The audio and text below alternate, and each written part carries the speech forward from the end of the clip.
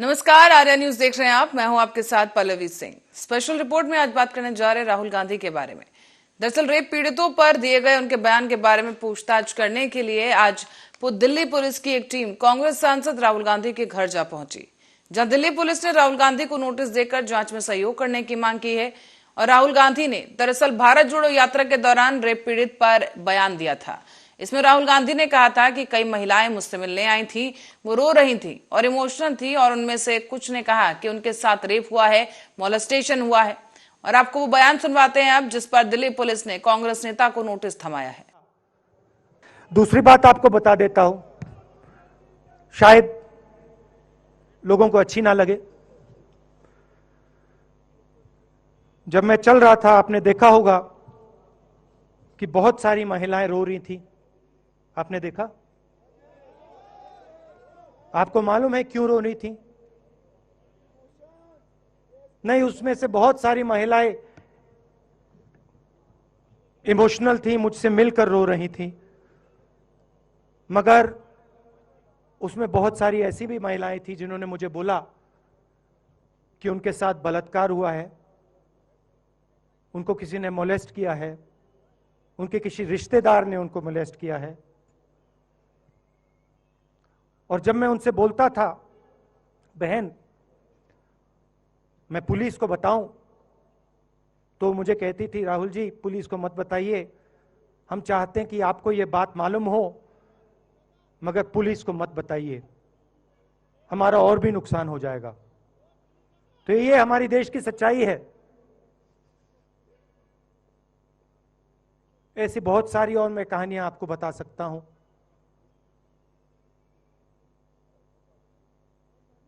तो फिर मैं कश्मीर की ओर आ रहा था और मैं सोच रहा था कि इसी रास्ते पे मैं नीचे से ऊपर जा रहा हूं। मैं सोच रहा था कि इसी रास्ते से सालों पहले मेरे रिश्तेदार नीचे से ऊपर आए, ऊपर से नीचे आए, कश्मीर से इलाहाबाद गंगा की ओर गए। और मुझे ऐसा लग रहा था कि मैं वापस अपने घर जा रहा हूं। घर मेरे लिए,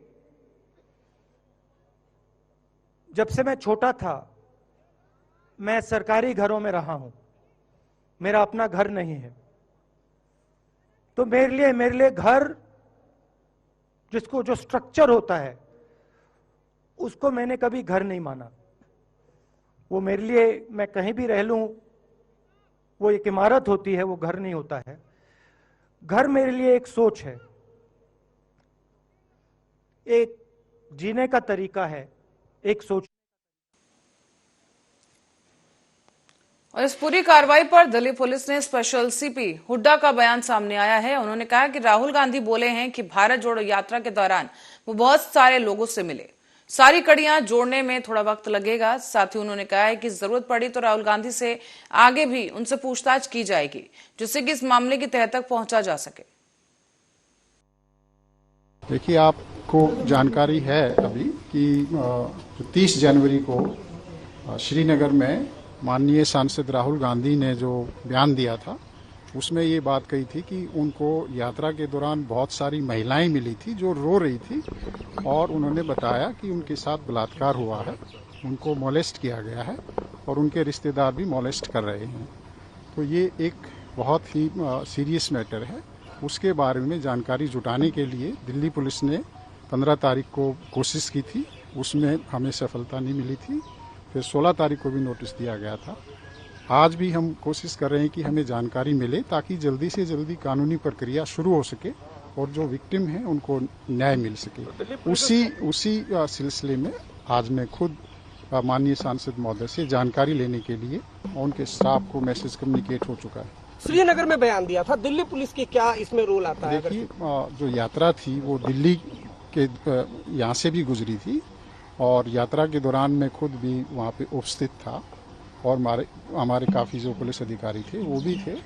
और क्योंकि राहुल गांधी जी यहाँ रहते हैं, यहाँ से यात्रा भी गुजरी थी और हम चाहते हैं कि कोई भी ऐसे विक्टिम हैं जिनके बारे में हमें जानकारी मिल सके, तो ताकि उनको जल्दी से जल्दी हम कानूनी प्रक्रिया कर सकें।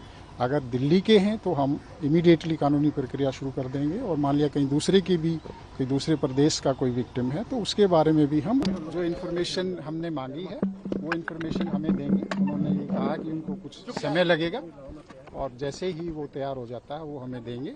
इसके अलावा हमने एक उनको रिटन में नोटिस दिया है, नोटिस उनके ऑफिस ने एक्सेप्ट कर लिया है और वो हमें उसका जवाब देंगे।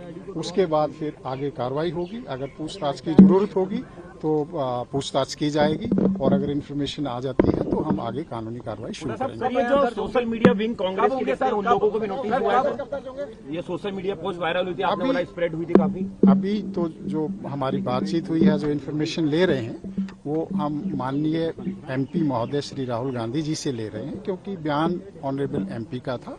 तो उस बयान में जो बातें हुई उनके ऊपर हमने उनको कहा है कि जो विक्टिम हैं जिनके बारे में ऑनरेबल एमपी ने बात की थी श्रीनगर में, उन महिलाओं को आगे कोई नुकसान ना हो या कोई एविडेंस का लॉस ना हो, इसलिए वो हमारे लिए बहुत ज़रूरी है कि जितना जल्दी हमें जानकारी मिलेगी हमारी कानूनी प्रक्रिया उतना जल्दी शुरू होगी और जो महिलाएं हैं उनको फर्दर एब्यूज से बचाया जा सकता है।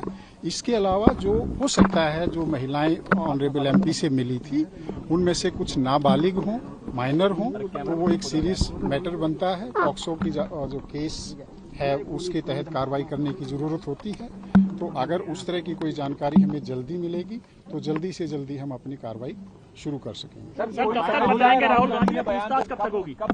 राहुल गांधी जी ने ये कहा है कि वो काफ़ी लंबी उनकी यात्रा थी और वो काफ़ी लोगों से मिले थे और उसको कंपाइल करने में उनको थोड़ा टाइम लगेगा और जैसे ही टाइम लगेगा और जैसे ही उनकी कंपाइल हो जाएगी वो हमें देंगे। और कितना समय बोला है? अभी उन्होंने हमें यही एश्योर किया कि वो जल्दी। वहीं अब राहुल गांधी की आवाज पर दिल्ली पुलिस की नोटिस के बाद पूरे कांग्रेसियों में उबाल है। तो वहीं इस मुद्दे पर कांग्रेस अध्यक्ष मल्लिकार्जुन खड़गे ने भारतीय जनता पार्टी को घेरते हुए कहा है कि भारतीय जनता पार्टी अडानी के मुद्दे से भटकाने के लिए इस तरह का काम कर रही है। तो वहीं अशोक गहलोत ने भी कहा कि जब राहुल गांधी ने कह दिया है कि नोटिस मिल गया है और उसका जवाब अब वो दे रहे हैं, तो उसके बावजूद भी पुलिस का उनके घर जाना पुलिस पर सवाल खड़े करता है। देखिए, इश्यू को डाइवर्ट करने के लिए, अदानी को बचाने के लिए वो इस तरीके के सवाल पूछ रहे हैं और पुलिस को भेजकर वो इश्यू को अलग करना चाहते हैं। लेकिन उन्होंने अदानी को कितनी भी कोशिश करें बचाने की, हम उनको सवाल पूछते रहेंगे और घेरते रहेंगे और इसके लिए लड़ते रहेंगे। आज जो प्रैक्टिस की गई दिल्ली पुलिस के हिसाब से क्या लगता है सर, आने वाले समय में क्या ऐसा ही होता रहेगा? थोड़ा पीछे नहीं, आप लोग तो देख रहे हैं तमाशा कि वो लोग किसी न किसी ढंग से वो राहुल जी को परेशान करना चाहते हैं, लेकिन राहुल जी डरने वाले नहीं हैं और कांग्रेस पार्टी भी डरने वाले नहीं। दिल्ली पुलिस इस प्रकार की साहस करे ये असंभव है।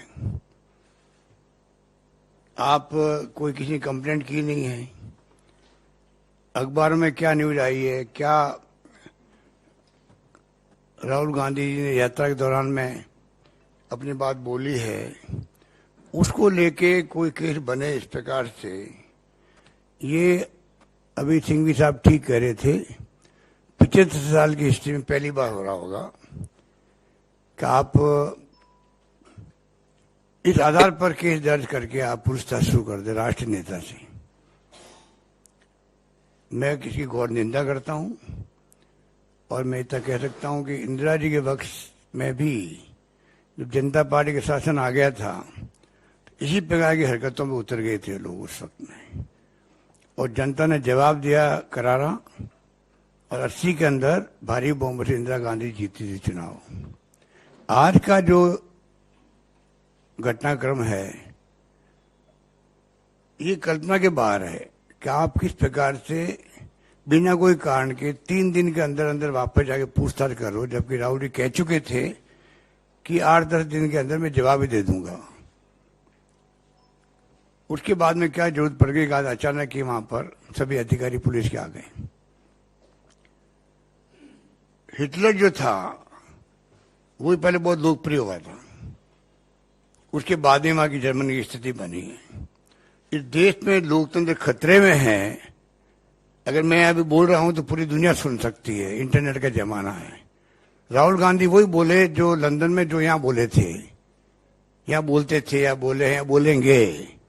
हम छोड़ने वाले नहीं इनको, इनकी हरकतों को छोड़ने वाले नहीं है, ये तानाशाही प्रवृत्ति को छोड़ने वाले नहीं है, जनता के बीच में जाएंगे।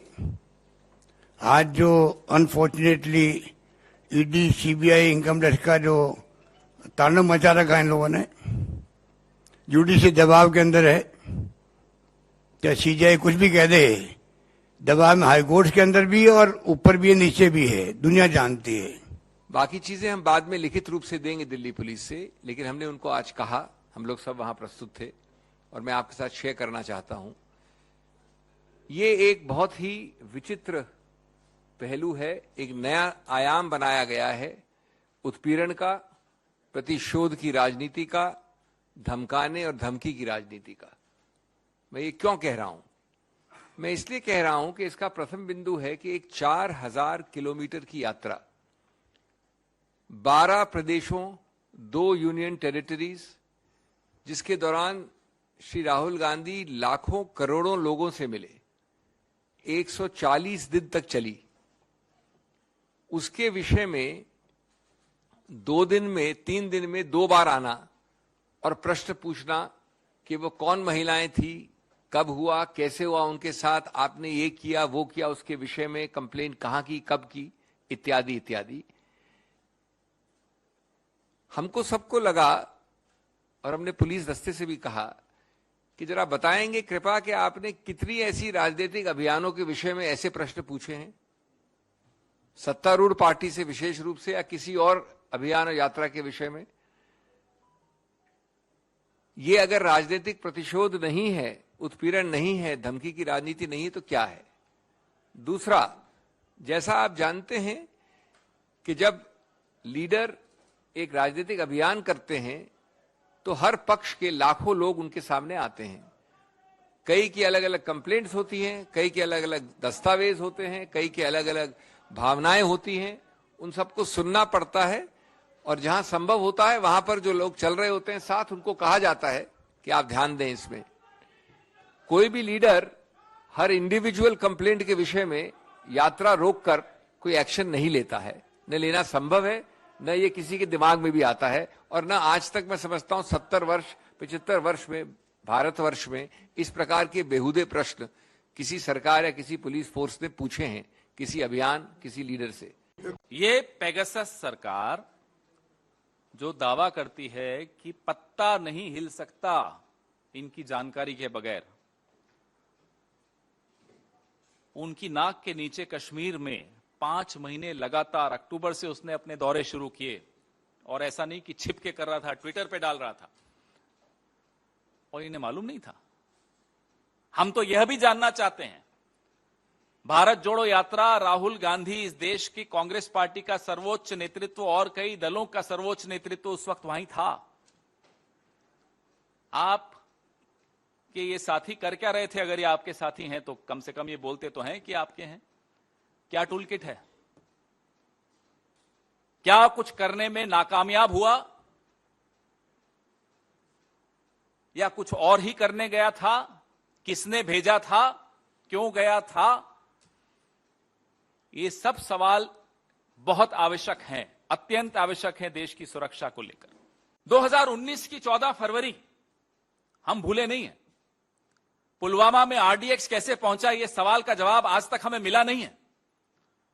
40 जवान शहीद हुए, उनकी शहादत को हम यूं भूल नहीं पाएंगे। उसी कश्मीर में ठीक 5 साल बाद, ठीक चुनाव से पहले, ये क्या हो रहा है? फिर पूछता हूं, ये कौन से टूल किट का हिस्सा है? हम नहीं भूले हैं कि किस तरह से डीएसपी देविंदर सिंह आतंकवादियों को लेकर जा रहे थे। उन्हें जब रोका जम्मू कश्मीर की पुलिस ने तो उन्होंने क्या शब्द इस्तेमाल किए थे? गेम मत बिगाड़ो। यह किसका गेम था? कौन इस गेम का डायरेक्टर था? क्यों डीएसपी देविंदर सिंह को जाने दिया गया? क्यों नहीं उसके खिलाफ जांच हुई? यह देश जानना चाहता है। पुलवामा, डीएसपी देविंदर सिंह और अब ये ठग जो अपने आप को पीएमओ कहो। मैं ठग तो बहुत हल्की भाषा में बोल रहा हूं, बहुत कम माइल्ड वे में इसको बोल रहा हूं। ये राष्ट्रीय सुरक्षा के साथ खिलवाड़ किसकी अनुमति से, किसकी निर्देशन से हो रहा था? क्या यह भी कोई गेम बिगड़ गया? जैसा कि डीएसपी देविंदर सिंह ने डांटते हुए जम्मू कश्मीर की पुलिस के डीआईजी को बोला था कि अरे क्यों गेम बिगाड़ रहे हो? क्या गेम था? गिरफ्तारी के वक्त डीआईजी को डांटा था। मत भूलिएगा, एक डीएसपी डीआईजी को डांट रहा है। और आज मैं आपसे पूछूंगा तो आप भी मुझसे पूछेंगे और हम दोनों के पास जवाब नहीं होगा। और सरकार से ना आप पूछेंगे ना सरकार जवाब देगी कि डीएसपी देविंदर सिंह कहां है? Where is DSP Devinder Singh? What is this tool kit going on? Is the same tool kit under which we have no answers on how the RDX reached Pulwama. We lost 40 of our brave hearts. How can we forget that? How can we forget that you allowed DSP Devinder Singh to go scot-free without any inquiry? And now this. What part of which toolkit is this? वहीं इस पूरे मामले में BJP नेता दुष्यंत गौतम का भी एक बयान सामने आया है। बीजेपी नेता ने राहुल गांधी पर आरोप लगाते हुए कहा कि अगर राहुल गांधी यौन शोषण की जानकारी उन्हें थी तो उन्होंने इसकी जानकारी पुलिस को क्यों नहीं दी। साथ ही यह भी कहा गया कि क्या राहुल गांधी को देश की न्यायपालिका पर भरोसा नहीं है? उन्होंने पुलिस से जानकारी आखिर नहीं देकर देश की महिलाओं का अपमान किया है। देखिएगा, इतने बड़े पद पर बैठा हुआ व्यक्ति को अगर यौन उत्पीड़न की बात मालूम पड़ती है और वो पुलिस को जानकारी नहीं देते, बहुत बड़ा पाप है ये। उनको आगे बढ़कर ऐसे गुनाहगारों को कटघरे के पीछे पहुंचाना चाहिए था। इससे लगता है कि उनके भारतीय जो न्यायपालिका है उस पर भरोसा नहीं है या बहन बेटियों की इज्जत को सुरक्षित करने पर भरोसा नहीं है। और ये एक ही घटना नहीं है। मुझे ध्यान है जब वो कश्मीर गए थे, वहां पर उन्होंने कहा था कि मेरे को आतंकवादी मिले थे, मैंने आतंकवादियों ने मेरे से हाथ मिलाया था, आंखों में आंखें डाल के मैंने बात की थी। आखिर उसकी जानकारी भी पुलिस को क्यों नहीं दी? आखिर देश के अंदर जो भी असामाजिक तत्व हैं किसी प्रकार का कार्य कर रहे हैं उसकी जानकारी पुलिस को देनी चाहिए, न्यायपालिका को देनी चाहिए और देश की अस्मिता अखंडता को बनाए रखने के लिए सब जरूरी है। लेकिन उनका इस चीज में कोई विश्वास नहीं है। वो नहीं चाहते कि देश आगे बढ़े, बहन बेटी की इज्जत लुटना रुके, आतंकवादी कटघरे के पीछे हो, क्योंकि उनका साथ आतंकवादियों से रहा है। आतंकवादियों को आपने देखा होगा जब इनकी सरकार थी, मनमोहन सिंह जी के प्रधानमंत्री हाउस में आके वो बिरयानी खाने का काम किया करते थे। असामाजिक तत्व इनसे हमेशा जुड़े रहे। इसलिए पुलिस जो कार्रवाई कर रही है और उनको सहयोग करना चाहिए और उन गुनाहगारों को कटघरे के पीछे पहुंचाना चाहिए। कहां पे एजेंसी का दुरुपयोग है? आपको जिस बहन बेटी की इज्जत लुटी उससे कोई मतलब नहीं है क्या? क्या आपको कानून का साथ नहीं देना चाहिए क्या? आप कोई विदेश में रहते हैं क्या? जब आप आगे बढ़कर कानून का साथ नहीं देंगे, एजेंसियों का साथ नहीं देंगे तो एजेंसियां तो अपना काम करेंगे। लेकिन मेरा मानना है कि ऐसी दुर्घटनाओं पर आगे बढ़ के साथ देना चाहिए कि ना कि राजनीति करनी चाहिए। नहीं, आपने कहा है, बाहर जाके कहा है, यूरोप से कहा है, अमेरिका से कह के आप आइए, देश का लोकतंत्र बचाइएगा। लोकतंत्र को खतरा आज दिखाई दे रहा है आपको। जिन्होंने आपातकाल लगाया, जिन्होंने सिखों का कत्लेआम कराया, जिन्होंने देश का बंटवारा करा, वो आज लोकतंत्र खतरे में बता रहे हैं। तो इसलिए साफ साफ दुर्भाग्यपूर्ण दिखता है कि उनका अपना पे दिमाग पर कोई कंट्रोल नहीं है। जो मन में आता है, जैसा आता है, विदेशों की धरतियों पे जाकर देश को बदनाम करने का षड्यंत्र वो लगातार करते रहे हैं। और हिडनबर्ग ने कहा है तो वो आरोपी निर्धारित करें आप।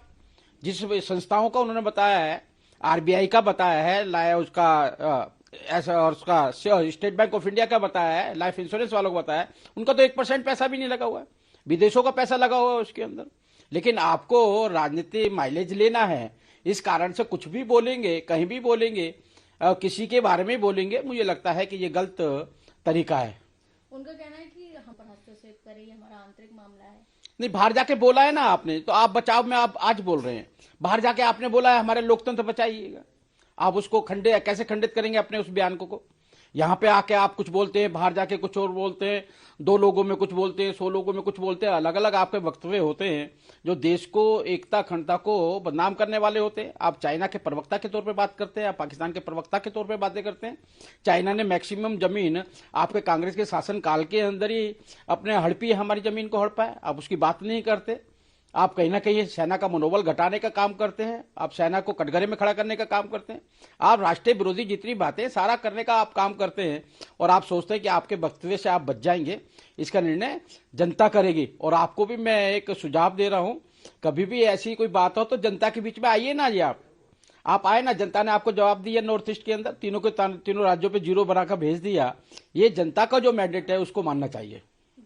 वहीं से देखिएगा, आज पंजाब और पंजाब की जनता वो पाप को भुगत रही है जो आम पार्टी ने शासन में आने के लिए अनेक हथकंडे अपनाए थे।